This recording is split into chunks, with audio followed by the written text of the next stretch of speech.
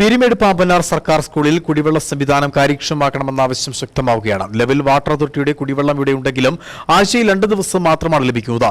ബാക്കി ദിവസങ്ങളിൽ സ്കൂളിലെ അധ്യാപകർ അടക്കം പൈസ മുടക്കി പുറത്തുനിന്ന് കുടിവെള്ളം വാങ്ങേണ്ട ഗതികേടിലാണ്.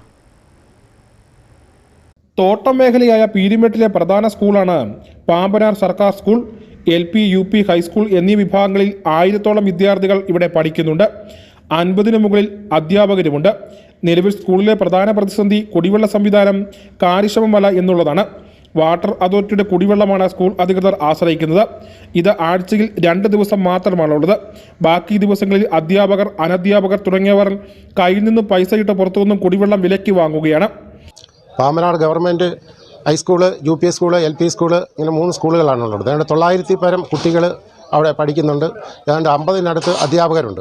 പക്ഷേ ശാശ്വതമായിട്ട് കുടിവെള്ളം എത്തിക്കാനായിട്ട് ബന്ധപ്പെട്ട അധികാരികൾക്ക് സാധിക്കുന്നില്ല. വാട്ടർ അതോറിറ്റിയുടെ കണക്ഷനുണ്ട്, അതുപോലെ തന്നെ ജപ്പാൻ കുടിവെള്ള പദ്ധതിയുടെ ഉണ്ട്.